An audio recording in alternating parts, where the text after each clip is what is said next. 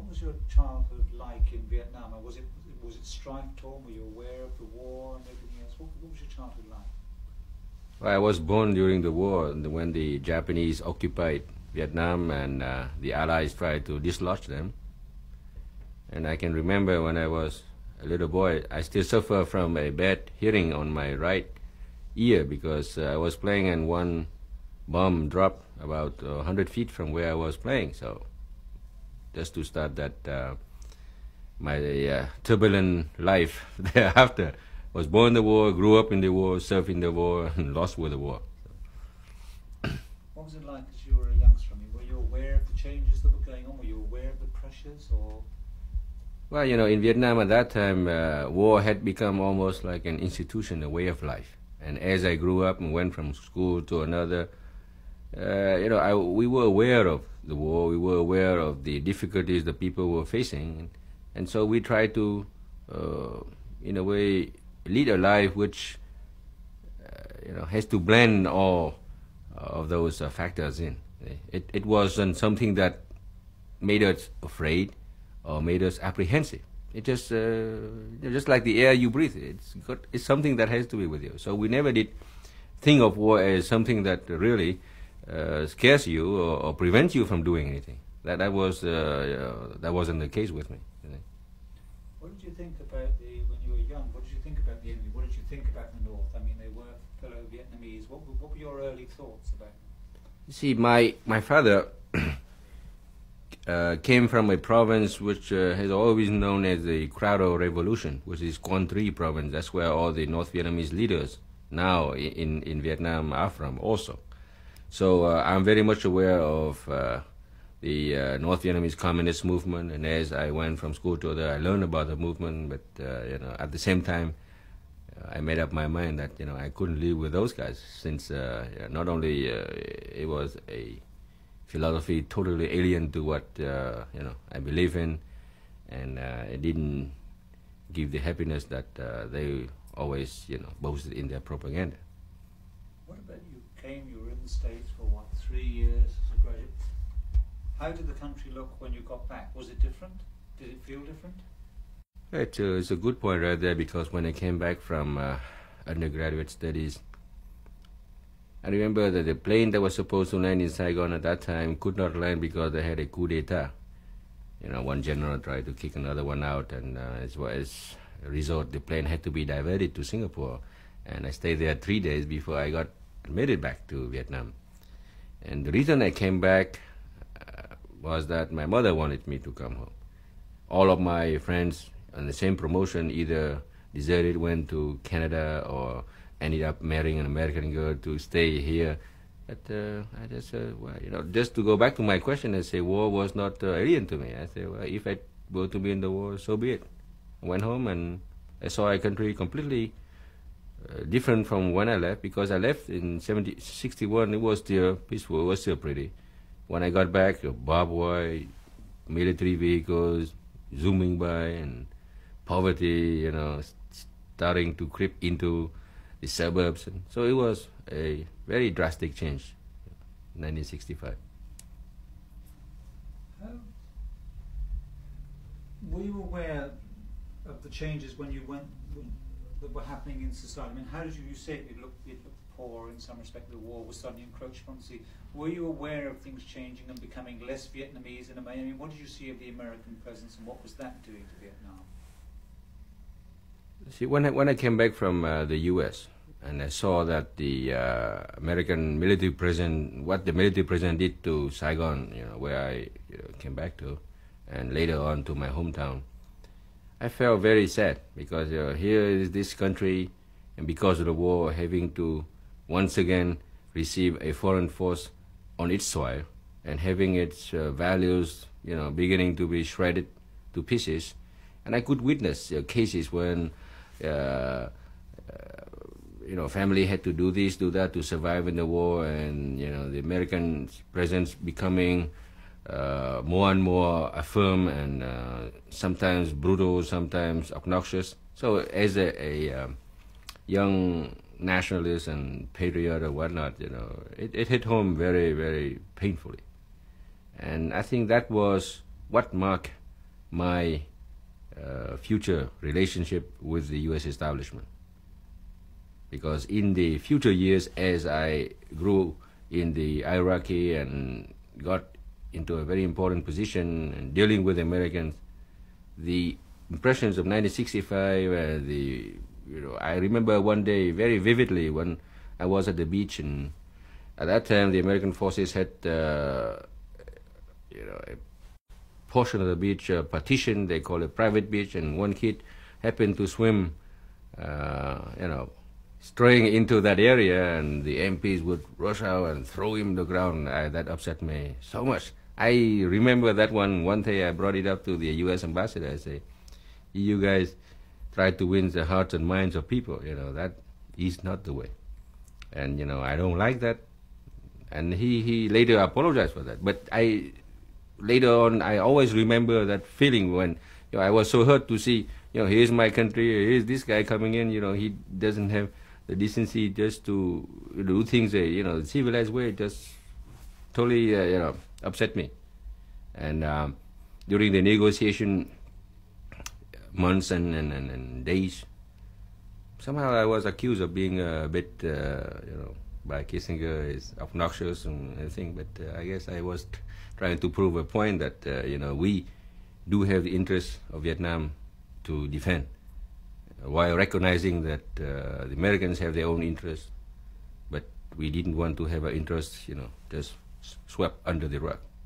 Well, how did you actually find your relations yourself with the did you find they dealt with you on a person-to-person basis, or was the paternalism, or what? How would you, as a senior South Vietnamese official in your later period, 68 onwards, how did they treat you?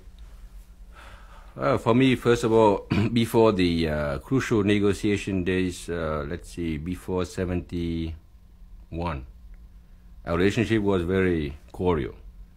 They say, hey, here's this kid, who had been educated in the U.S., he speaks good English, and, he's a good friend. So, I play sure, I like everybody. And I guess after 71, when the going was very tough, when really each one has to, stand by its position, that's when they say, hey, boy, how come you are so tough to deal with? We thought that you were our friend. I say, I'm still your friend. It's just that I don't want you, to come in and tell me what to do. I don't want you to adopt that condescending attitude, that patronizing attitude. That's what I found later when the going get tough and all the cosmetics began to crumble, and that's when they really show their patronizing. If you don't do this, we do that, and so that it got very, how should I say, very ugly.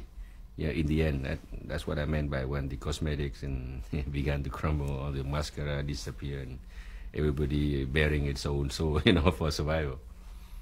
So can I take back to end of '68? How did you and how did your compatriots in the government feel at the election of Nixon? How did you feel when Nixon got the presidency? Did you think things were going to change? Did you have any hopes?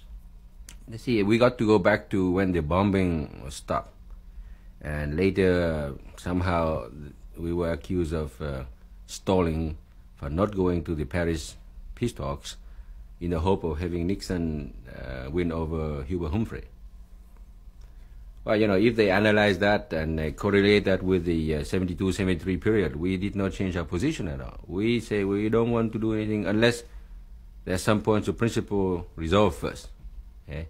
And throughout '68, when we saw that after Mr. Johnson had announced his decision not to seek re-election in March, and then Humphrey, we knew that with Humphrey, we were going to go through a very tough time, because of his liberal politics and, the whole democratic establishment at that time. We were worried, okay? And at the same time, we had met Nixon when he was out of politics. He had gone to Saigon before he even thought about campaigning. So at least we met with him then. I remember it was 67 or something. But we kind of liked the guy. So at least, he's the guy who is a tough politician. But we feel that he will deliver what he promised. That was our first impression of Nixon. So, of course, we were rooting for him. And we didn't know that our decision not to go to Paris peace talks as Harriman and company wanted us to play any effect in the election. But we were elated with a new Republican administration. Somehow we were infatuated with the fact that they would understand us more than the Democrats, I guess because we were having such a hard time with Johnson and Humphrey that we thought anything is better than those two guys.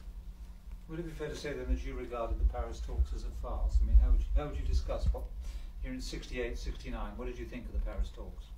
See, the Paris talks in 68 were devised and conducted pretty much independently of whatever the Vietnamese had to say in that. So we, first of all, we did not believe in any outcome. One of the earliest things that President Nixon did was in fact to announce a hefty pattern of troop withdrawals. I wonder if you can tell me how you came across that information yourself and how the Vietnamese government felt about Nixon's action. Mm-hmm. I think that decision to withdraw troops is in implementation of the so-called Nixon doctrine, which he formulated, I guess, prior to his departure in, if my memory is correct, around May or something of 1969. And he elaborated that doctrine further in Guam, you know. I guess they call Asians should take care of, their own way, and insofar as Vietnam, we had to pull out troops and help the Vietnamese armed forces. We got word of that about 2 weeks before it was to be made public. But by that time, we had noticed a shift in American policy. If you remember 1967 at the Manila conference, when Johnson was there, they insisted on any resolution of the Vietnam issue should be predicated on the complete withdrawal of North Vietnamese forces prior to any Allied withdrawal. At that time, you have the Australians, the Filipinos, the Thais, and everything. So that was the commonly referred to as the Manila Conference. And after that, 68, Johnson dropped it, of course, dropped the bombing and offered, to have mutual withdrawal, North Vietnamese and U.S. at the same time. So we saw the tide, and we said, well, we could not possibly implore for the U.S. troops to be behind. It's a matter of Vietnamese pride to start with, and also of political pragmatism. It was the latter which dictated to say, well, let's try to make a benefit out of this, since that's where the the train is going. We shouldn't be standing in front of that railroad. We either step out if we don't agree or ride on the train. So that's what I meant by political pragmatism. And we say, fine, just tell us when and how you're going to implement that gradual troop withdrawal, and help us take care of ourselves. Because ever since the 1963 coup d'etat overthrowing Ngo Dinh Diem, the Vietnamese army was a complete shambles. And it was ill-equipped in the face of a formally equipped North Vietnamese army. So we were happy that Nixon thought in those terms. We did not put any objection to it. And later on in the meeting in Midway, officially agreed to that. When President Thieu and President Nixon met in Midway. And another anecdote about that is that they didn't want us to come to Washington because of the anti-war movement. And we didn't want to come to Honolulu because we say if it is a U.S. war, it's got to be in the U.S. So we devised a common denominator halfway between Vietnam and the U.S., who happens to be a little island of Midway. One of the operations which is presented as proof that Harding wasn't really very successful and wasn't doing anything was the Lamsom 719 operation. I wonder if you can tell me something about the background to that whole operation and why did it end up in the way in which it did, and what was the... Okay, that operation codenamed Lamson 719. Lamson was one of our old king who had defeated the Japanese, the Chinese. Could you start again on that? You see, so as you know, we love to go back into history to find out when we beat Genghis Khan or the Chinese. So Lam Son was the name of the king who beat the Chinese, and we use that to codename the operation into Laos. The purpose of which is to, number one, demonstrate that the army of Vietnam could stage an operation outside of its own territory as an eloquent proof of the success of the so-called quote-unquote Vietnamization program, and secondly, disrupt the supplies on the Ho Chi Minh Trail, just to delay or at least wreck the communist intention of mounting a next offensive. At that time, we had heard that they would, all the indication pointed to an offensive, a large-scale offensive in 1972. And the Lam Son 719 was mounted in 71. But the whole thing was conceived wrong from the start, because when General Westmoreland was still commander of the U.S. forces in Vietnam, they had looked at that option, and they had found out that they would take at least 2 U.S. Army corps. That would be 8 divisions. And of course, at that time, everybody thought it was sheer folly. You shouldn't go in there. So by the time, Abrams got in and asked us to participate, we said, well, the most we could put in are 2 of our best divisions. And the object is to go in and seize a town called Chepon, because it is at the hub of all the little roads leading to the various sanctuaries, the camp sanctuaries there. Little did people know that, of course, as in any military operation, intelligence and counterintelligence play a big role. And I guess by that time, the North Vietnamese intelligence had picked up words of that, because the State Department at that time insisted that the U.S. ambassador in Vietnam had to seek agreement from Suvarnabhumi, and the poor ambassador, I think Gottlieb or somebody, he kept going back and forth to Suvarnabhumi. Anybody, who has some, intelligence in mind know that something must be going, because what does the U.S. ambassador have to go see Suvarnabhumi almost every day? And of course, when you have to teach the troops to understand a little bit of English to call for air cover, from the U.S. Air Force, so that had leaked out. And as a result, when the South Vietnamese army went into that, they got a strong resistance from the entrenched North Vietnamese army in there. We went in something like, we put in 1 brigade where the communists had about 2 divisions waiting. And as I was saying before this, there was only 1 road leading from our border to that spot called Chepon. And they were waiting for us on top of the hill. They just rained in artillery. That's why a whole brigade of tanks. And after that, completely demoralized and in a way broke the effect of surprise and did not give us the success we had anticipated. Okay? Because we wanted to prove the success of the Vietnamization program, which had succeeded very well during the Cambodian incursion. Okay, the Vietnamese army at that time with the U.S. army did perform well, but when they got into Lam Son and the first time you attack an enemy into its entrenched position, I am not a military tactician, but looking at the plan and say, one man, attacking a guy who is there, you should have 3 guys to dislodge 1 guy. Okay, this guy is sitting there waiting, and these aftermath of that operation took its toll on not only the credibility of the South Vietnamese armed forces to perform, but worse, it had encouraged those so-called liberal within the U.S. Congress and the public opinion, media, molding people to seriously doubt, whether the U.S. Army should still continue on with the Vietnamese program. For us, on the Vietnamese side, we knew that we had suffered some setback. The casualties were very high, but at least we knew that we had to face that kind of situation once the U.S. pulled out. So it was a very valuable lesson for the South Vietnamese army. It was a very costly. The casualties about first week 3,000 or 4,000, just like that. It was too much to sustain anything.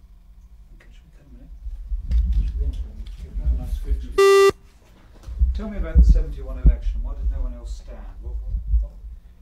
In October 71, when the presidential elections were held, at that time, the secret peace talks between the U.S. and the North Vietnamese were in full swing, although they were not revealed publicly.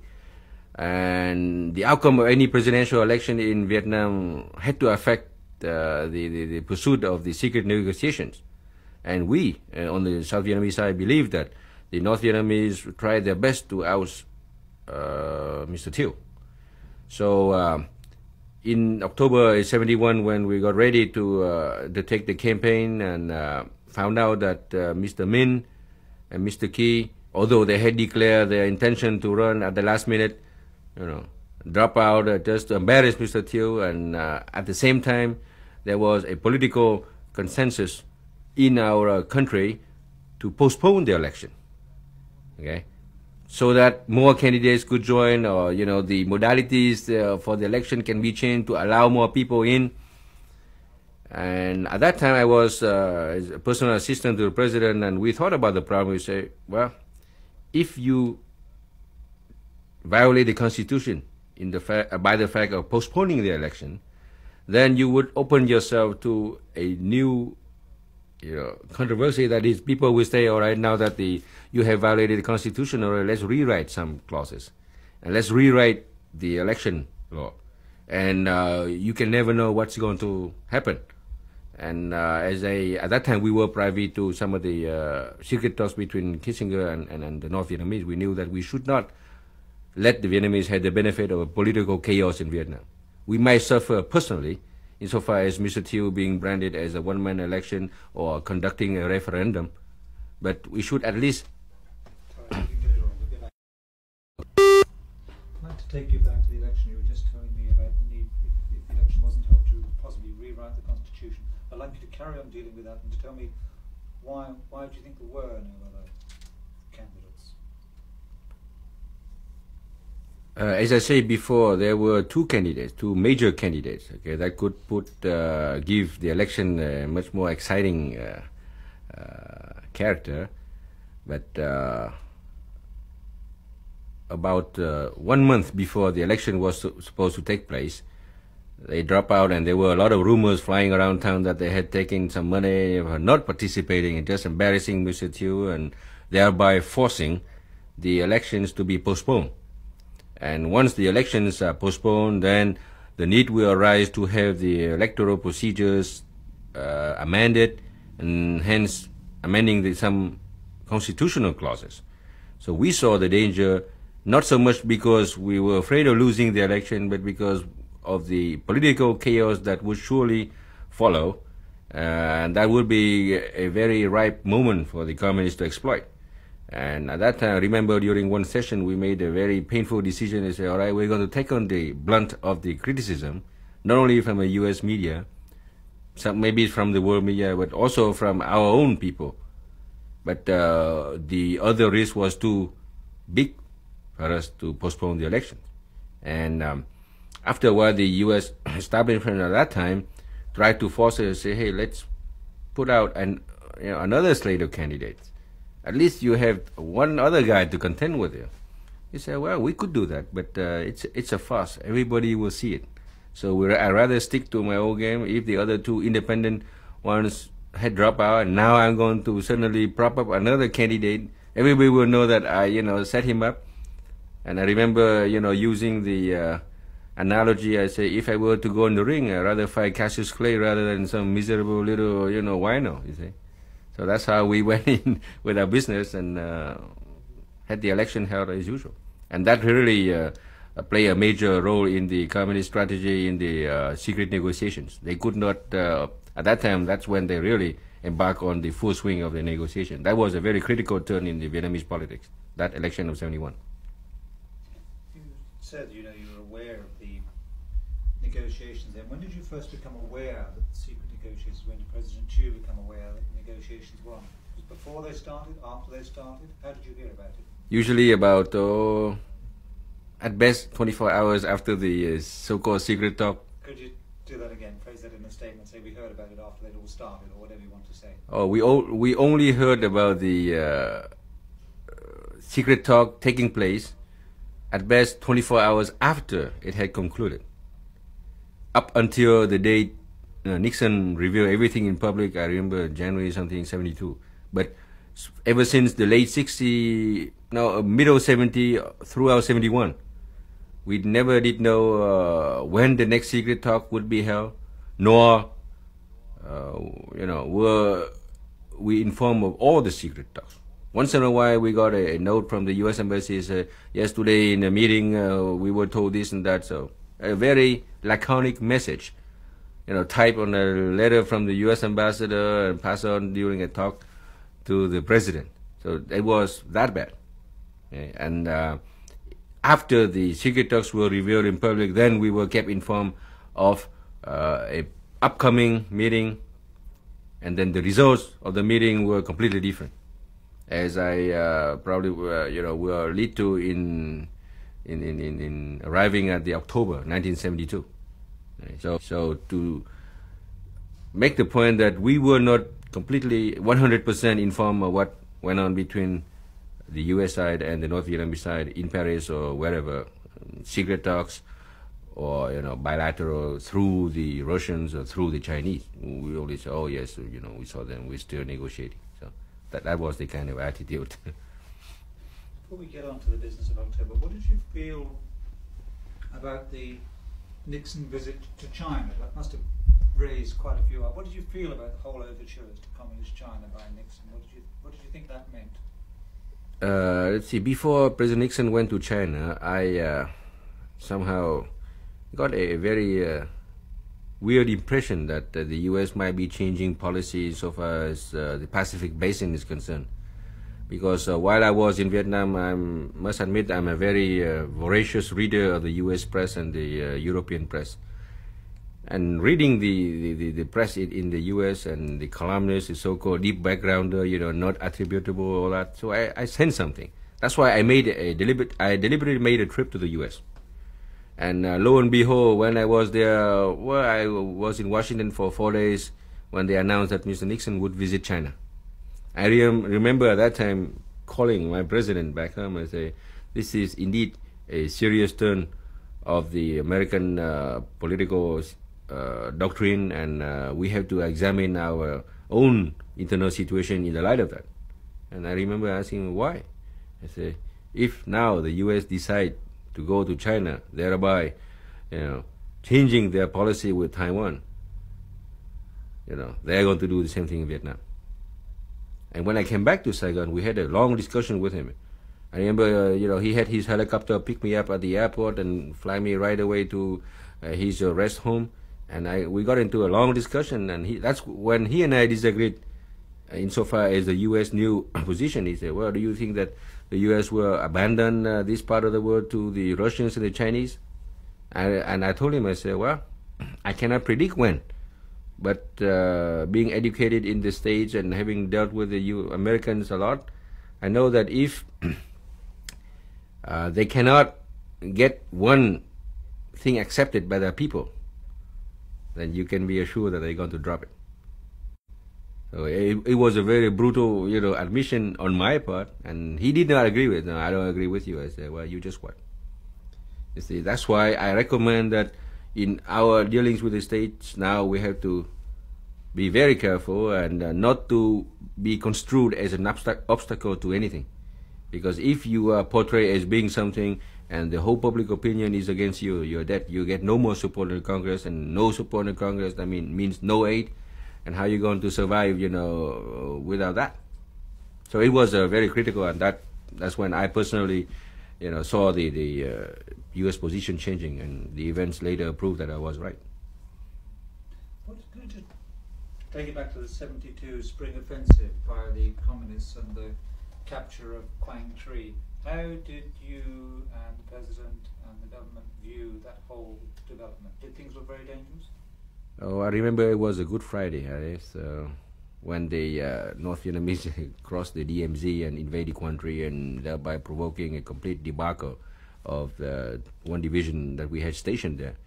And the news that came to Saigon were not 100% accurate. We couldn't even, get raise the general on the telephone. We didn't even know where he was. It was, so pathetic that Nobody knew what it was. Even the chairman of Joint Chief of Staff couldn't even follow on the map where would be this battalion, that regiment. It was one of the darkest hours of our history. We were completely bewildered. We couldn't see how come a whole division of Marine and a whole division of Army back with armor and artillery, boom, just like that.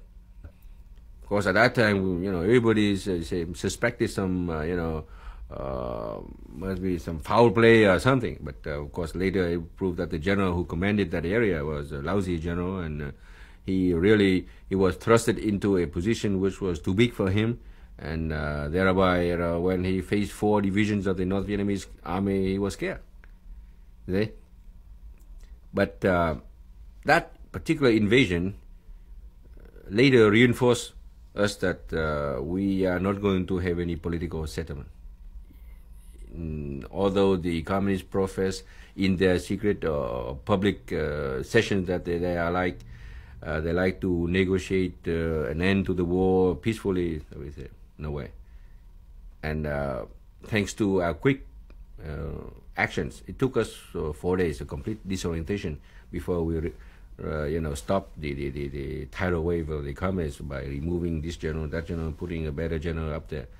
And that was when we were convinced that if anything to end the Vietnam situation, it would be through a final, the last horror, as we like to call it. Let's move on now to October. When did you first know about the October breakthrough? And I wonder if you can tell me about the visit of Kissinger. Just think yourself back to the middle of October 1972. What happened? Well, in the public's mind, the October negotiation between the U.S. and the North Vietnamese and the South Vietnamese had its roots way back in April, right after the communist invasion. That was when Kissinger flew to Moscow.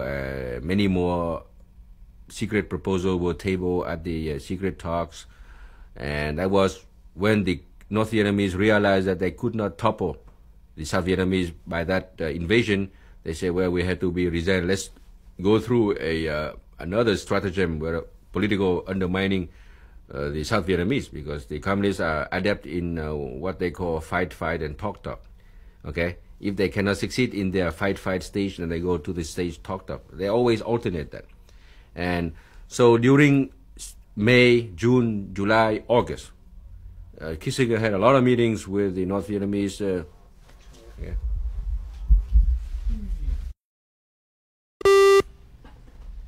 What if you could start again and tell me about what you saw as the change of tactics by the communists after the stopping of the spring offensive in 72, and what that led to? After the communists realized that they failed during the April 72 invasion, they changed their tactic back to political harassment and political negotiations, thereby proposing in various secret talks with Kissinger many formulas to arrive at a political settlement. And all the formulas revolve around a quote and unquote coalition government, which they disguise under this name or that name. And as I told you before, we in South Vietnam always were told after the end of each meeting what had transpired. We did not even have the benefit of seeing a proposal which the other side had tabled to the American or vice versa. So we only got it maybe a week later, after, and we didn't even know whether, one side agreed to this point or that point. Just to tell you that sometimes we were so angry because we had the feeling of being led down the path completely blind. And that was very important because our attitude in October of 72 not only demonstrate our how should I say, our anger of being told about the peace settlement at the last minute, because prior to Kissinger's arriving in Saigon on October 18, we were led to believe that the October 8 until October 12 sessions, concerned some of the asinine issues that the communists still wanted to discuss. Not once were we told that during October 8 to 12, the communists advanced what was later to be called a proposal to end the war in Vietnam, which on October 19, Kissinger showed it to us. That was the first time we saw the text. So that to tell you, how these so-called Allied negotiations on the peace in Vietnam started. We had to deal with a document which we didn't have any knowledge of. The only thing we were told was that yes, there was a meeting from October 8 to October 12, and Mr. Kissinger should be arriving in Saigon to discuss with you further. That was it. And what did you feel as the proposal was laid before you? What was your reaction, and what was the reaction of President Chu and the rest of the cabinet? I remember that I guess October 19 when when Kissinger arrived, and the meeting started at 11 a.m. And we were not, as I told you, we were not given the text of the agreement.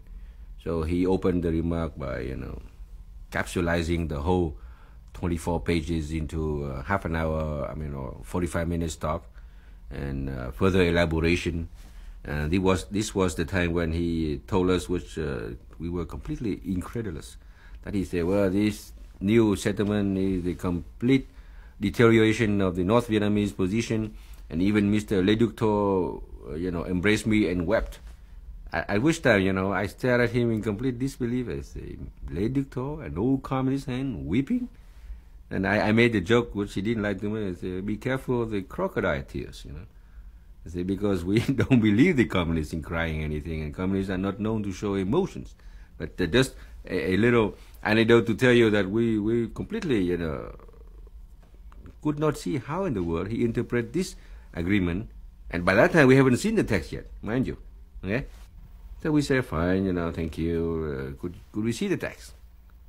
And we want to have time to study the text. Of course, they gave us the text in English.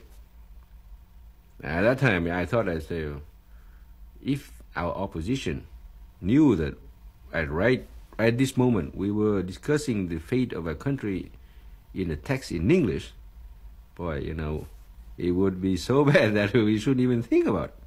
So I said, where is the Vietnamese text? Oh, we forgot. And I said, what do you mean you forgot? The other side, I know they don't present a text to you in English. Between Vietnamese, we know each other. There's something called national pride. When you present your own language, you say, oh, this is a good translation. We have our own translators. I don't know what is the name of the guy he gave? I say, you mean to tell me an American is understand Vietnamese better than a Vietnamese? We want to see the Vietnamese text. Okay, so the meeting adjourned on that note with our side telling them, okay, we're going to study this one. But in the meantime, get us the Vietnamese text. It took us 24 hours to get the Vietnamese text. But in the meanwhile, we studied the American translation of the text. We found out that... Just stop a minute.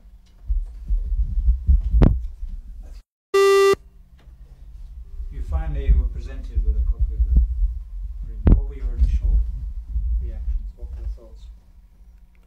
Well, after we finished reading the 20 pages or so of the agreement, we realized that this is a very bad document to start with. Number two, it did not change in any way the communist position. It was just worded differently. And number three, the fact that the Americans, presented to us and told us it was the best they could have obtained is very ominous, because it means that the Americans are out to push us to accept that. So against that backdrop, we went in further digging into the treaty and found out that there were things that were not even discussed, that we completely had rejected during the previous secret negotiations, and we thought that the American side had agreed with us to not to raise the issues anymore. And now we see that those matters being brought up again by the communists in one form or another. We noticed, first of all, the first blatant error was that the document referred to the 3 states of Indochina. And, I was the first one to say, I don't know how you decide to have 3 states, but there have always been 4 states. And which time Kissinger assured me it was a typographical error, which, provoked a laugh on my part and say, I know how you guys work, and the number 3 is not written in there. The word 3 it's not a number alone. It's 3, THREE.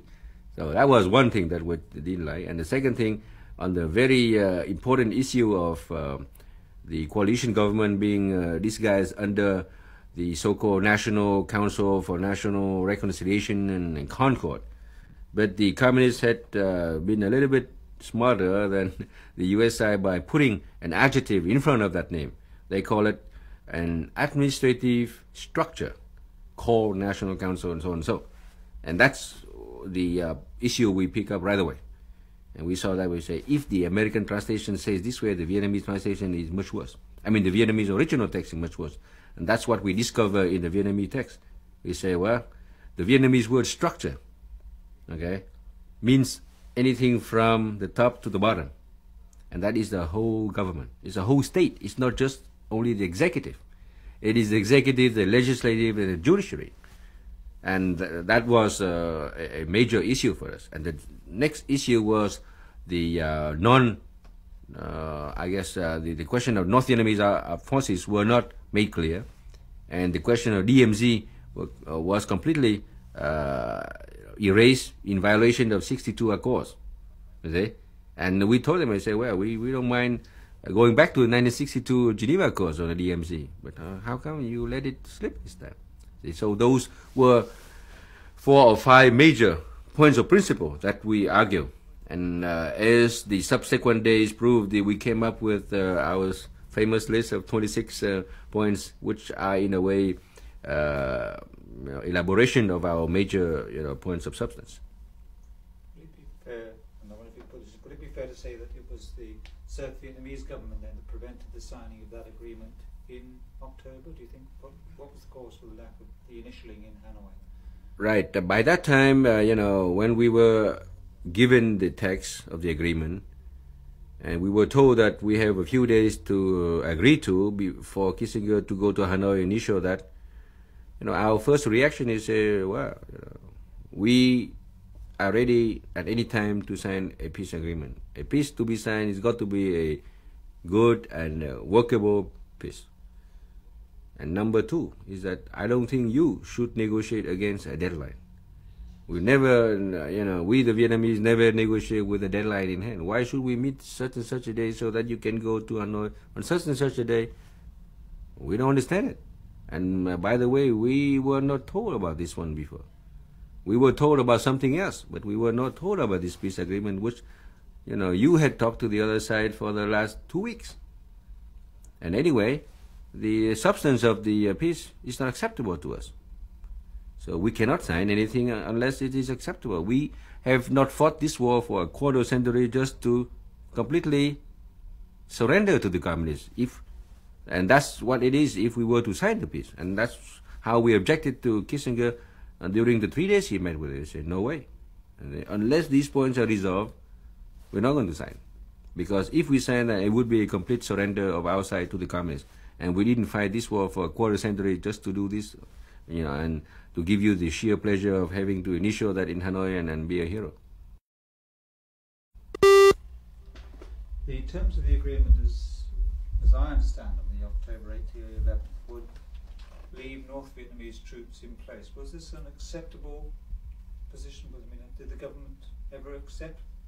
The South Vietnamese government never did accept to have the North Vietnamese army stationed in South Vietnam, nor was it resigned to the fact that there's nothing that could be done about it. Way back in January of '72, when I guess the 25th of January, when Nixon made the famous speech about withdrawing the troops, and 7 months later having the presidential election in South Vietnam and withdrawing of the forces, the question of the North Vietnamese troops at that time was taken care of by a very clever sentence. If I'm correct, it says that the question of armed forces, non-South Vietnamese armed forces have to remain within the boundaries of their own state or something. So we had devised that formula to show that in South Vietnam there's not going to be anything but South Vietnamese armed forces, our own or whatever the so-called People's National Liberation have. So that implicitly means that the North Vietnamese army should go home. So, and later on during the May 72 discussion, we were asked to drop that. We say no. And in September of 72, when Kissinger went to Moscow, we officially put in a letter to Bunker to tell him, say, we want to reaffirm our intention not to drop that issue. We're going to cover it in one language or another, but we do want the North Vietnamese army to be out of our country if a peace were ever to be achieved. And we maintained that position, and that's why when we were presented with the October 72 draft, and we saw that it was not covered there, we amended to read that the North Vietnamese have to go home. And that's really provoked the Americans' anger and the North Vietnamese too. That was one of our point of substance that we wanted to discuss. Because the October Pieces at Hand speech and later statements by Dr. Kissinger really do give the impression, and indeed our other talks to people in the administration do give the impression that in fact South Vietnam had come to accept the possibility of northern troops. I mean, I'm wondering if you can be, was there ever a situation that the government has said was willing? No, as I told you, during Mr. Kissinger's trip to Moscow in September, we sent him an official letter saying that we do not accept the idea that the North Vietnamese will stay here forever, and that he should make it clear to the communist side through the Russian. But as the events later prove, he never did make known of our intention, of our resolve to the communist side, so thereby propagating the myth that we had accepted. We were resigned to accept that, and it couldn't be further from the truth than that. See? And as I say, I still have that letter that I personally wrote. That's why I can remember very vividly the date, September 13, 1972. What sort of pressures was Kissinger putting on you personally to advise President Chu and on the South Vietnamese authorities generally to come to some sort of agreement? How do they conduct themselves with you? You see, when Kissinger came to Saigon in October, he thought at that time that, on the South Vietnamese side, he knew pretty much everybody. And he could count on this guy being, worked upon, this guy being impressed upon, this guy being pressured and that. So the way he presented the peace agreement, everybody felt happy. And I guess at that time he did not realize what kind of role I played with Mr. Thieu. We were very clever in not letting people know what is a personal assistant to the president, you see. So as the event later proved, which later means only one day, when I was officially designated as, the other guy whom he has to deal with, then he found out that, I could not be had with the so-called, promise. And I remember during one session, he told me, he said, well, let's get this over with, and once we have a peace treaty, you and I will go to Hollywood and, we'll have a grand time. And that was when he pulled out that so-called black book of his, with all the names, just to impress me. So I decided to return the comment. I pulled out a black book of mine with all kinds of names, but he didn't know it was a telephone address book.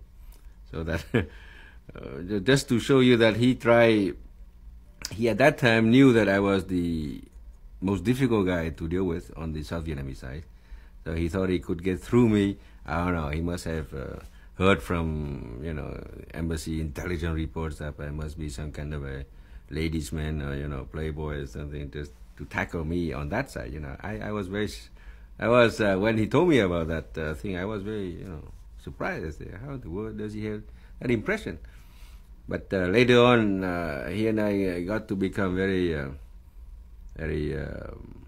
bitter opponents, because I was then that I knew that I should oppose him, because he is not doing what I thought was good for Vietnam. And he even went so far as saying that, I wasn't doing my translation right. I told him, I said, well, my president understands English and he knows what you are saying. I'm just doing this because we want to keep the discussions at a very formal. Okay, we want to have those recorded in our history, as we have conducted as Vietnamese speaking, the president speaking in Vietnamese and I translating that. And if you have any doubt about my translation, the president knows exactly what you say. And I'm recounting that anecdote just to tell you that he found out that I wasn't such an easy guy to push around. Okay. Tell me, what did you think of the Pieces at Hand speech? What did you make of Pieces at Hand? We've got nearly all the way there. What was your reading of it when he went and gave that speech? Did you regard it as electioneering? Did you regard it as an attempt to placate the North? Or how was it seen in South Vietnam? It's that Piece of Hand thing has its history in. Let's see. The Piece of Hand speech was October 26th or something, right? And Kissinger departed Saigon October 23rd. It's very interesting because on October 22nd, the evening of the 2nd, when we told them, we said, no way we're going to sign it, that's it. And no more to discuss. And that was the meeting between Kissinger and Bunker on one hand and Thieu and myself, 4 of us. We say, well, I'm ready for any contingency, but we're not going to sign it. So please go back to Mr. Nixon, tell him that we're very sorry, we cannot cooperate on that one.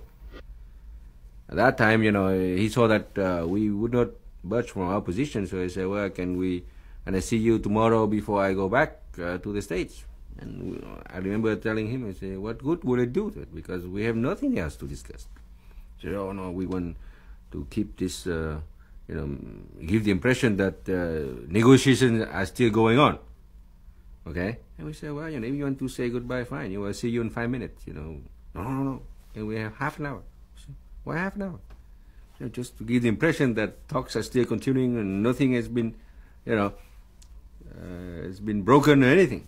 So we said, fine. If that pleases you, it doesn't harm us. So when he left, and he told us, well, under no circumstance, you guys should understand that you shouldn't reveal the nature of our talk. Okay? By that time, the North Vietnamese knew that the talks had run into troubles.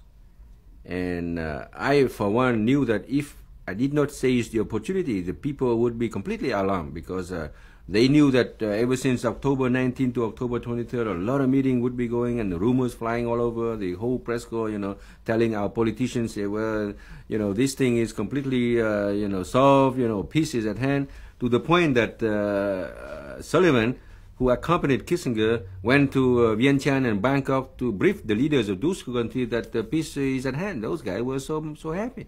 Of course, he didn't tell them the whole story. He didn't give them a copy of the agreement. And at the same time, Kissinger went to Phnom Penh. And even poor London, he celebrated that with champagne. Poor guy, he thought everything was he's so happy. But they didn't give those poor people a copy of the agreement, nor did they tell them what we objected to. So just to tell you that, it was a very tricky situation.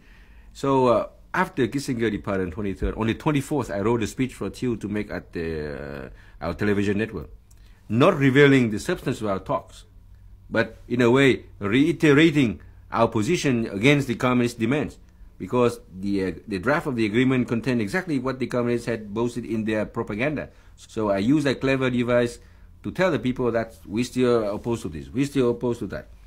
And I guess that had provoked the North Vietnamese to say, oh, gee, maybe the Americans and the South Vietnamese have connived again and to breaking this peace. So on the 25th, they went public with a broadcast. When they broadcast the content of the agreement, they summarized into 9 points, I think.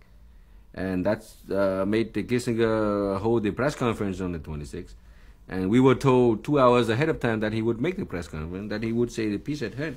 I remember being asked, by a reporter, say, what do you think about peace at hand? Is it? Doing well. You were asked about what you thought about Pieces at Hand speech. What did you have to say? When the reporter asked me what I thought about Mr. Kissinger's remark that peace is at hand, I replied, I don't know what Mr. Kissinger meant, but I still see war around the corner. That was my oblique answer to, seemingly,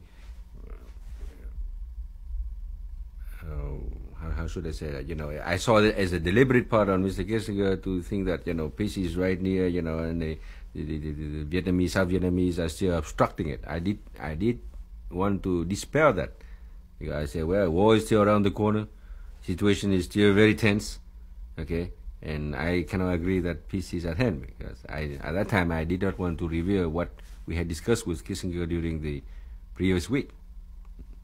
Do you think that the tone of the Pieces at Hand speech itself was in substance truthful, or was it misinformation, or was it what was the actual substance of the speech? Well, I personally I like to interpret that as a move by Mr. Kissinger to show that the negotiations are still going on. There is no, although there is a stalemate, but there is no breaking in talks. That means the sides are not going back to their arms and fight each other, but things are still being pursued. Okay. But, those three words, peace at hand, taking completely out of context, is very misleading. Can you tell me about the events leading up to the Christmas bombing and what your interpretation of the Christmas bombing was? Did you have any warning that something like this was going to come about? Yes, we did. Right.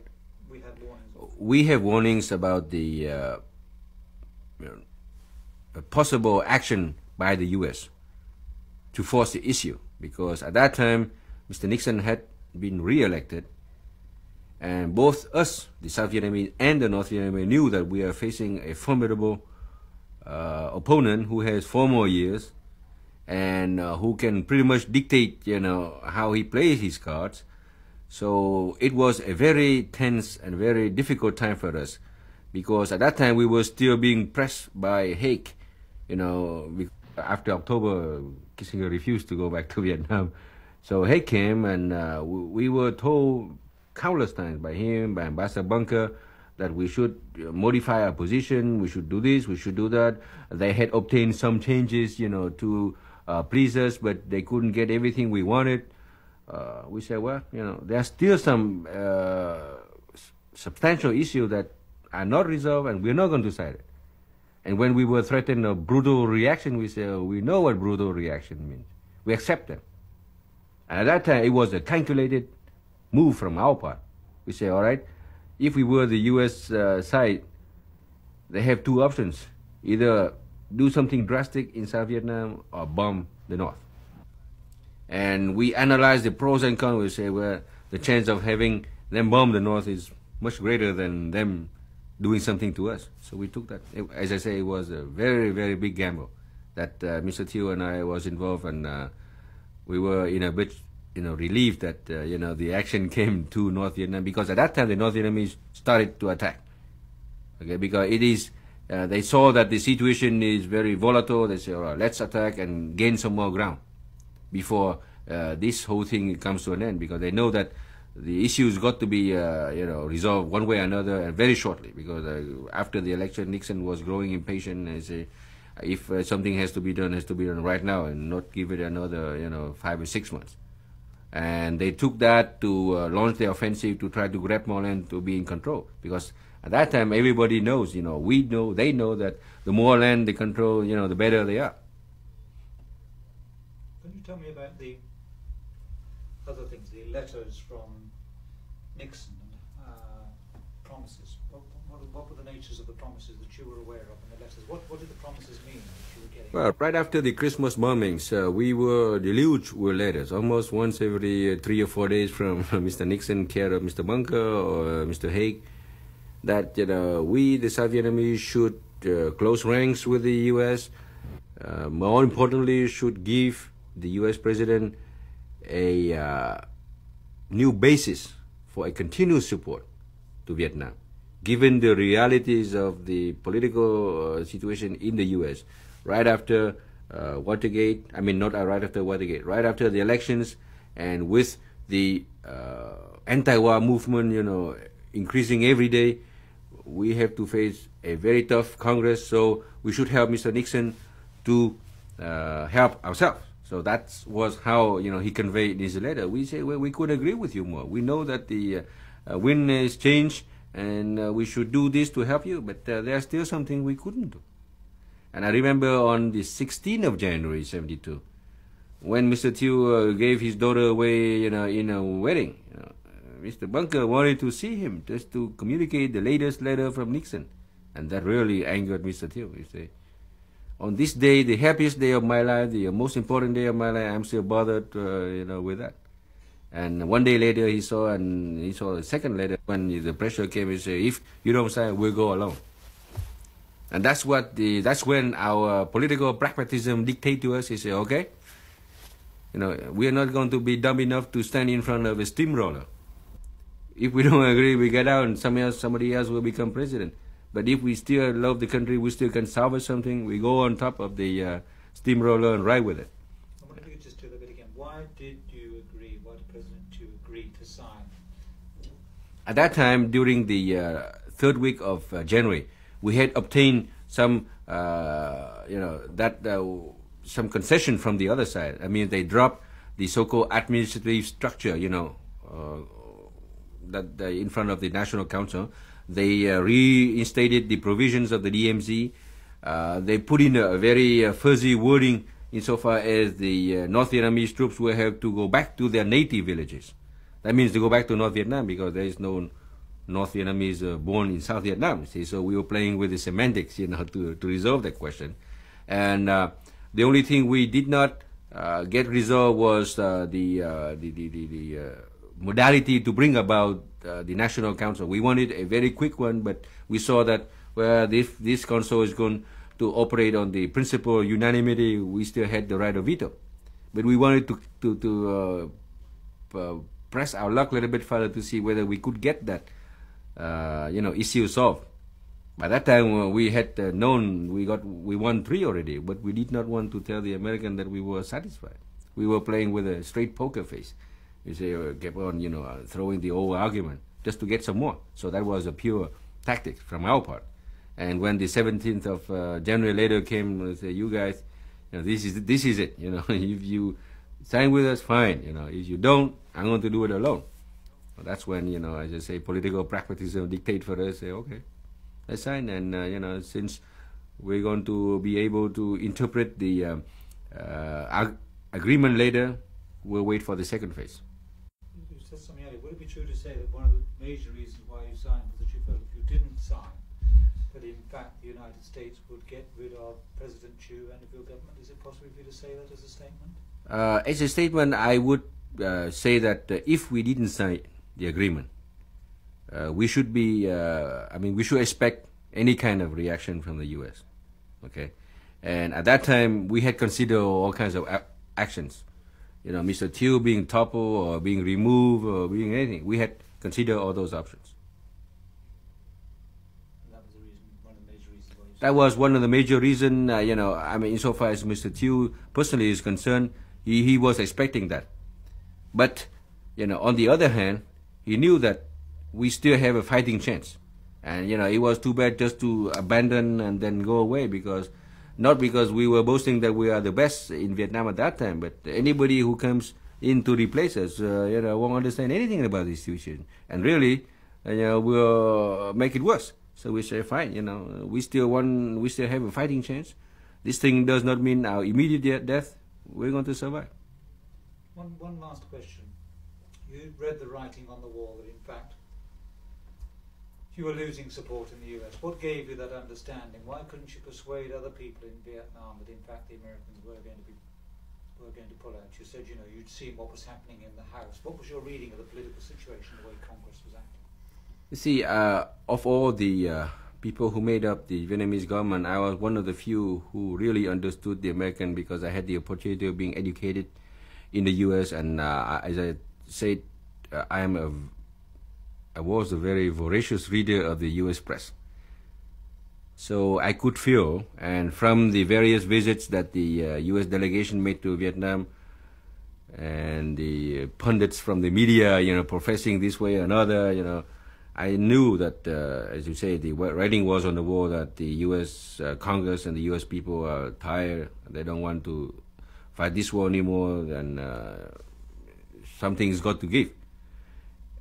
The difficulty for me was to convince my colleagues who either were old Mandarins in the old school or were formed in the European way. They, really did not understand the Americans and always view the Americans and say, no, they are not going to do that. They are, they say they are our allies. I say, well, sure they are our allies, but the realities of politics will make it necessary. Oh dear. We'll just take it on. We'll just take it on. Dear. We'll just take it on. We'll just take it on voiceover if we may. Okay. Could you just carry on? Voiceover. See, as I told them, the realities of politics will dictate that the American to adopt a much different position than what they are doing now, and the greatest difficulty was to convince them. And I even earned the nickname of being anti-American because I told them about what the various options ahead of us. I told them, I don't see how you can call me anti-American. I am trained as a very good analyst, and these are the various options we should be facing. And for each option, we have to devise a solution. Of course, and later, 2 years later, the going was too tough, so I say goodbye, thank you. He shook hands, left. Okay, very good. Thank you very much. You've been very patient indeed. Well, you put the right head.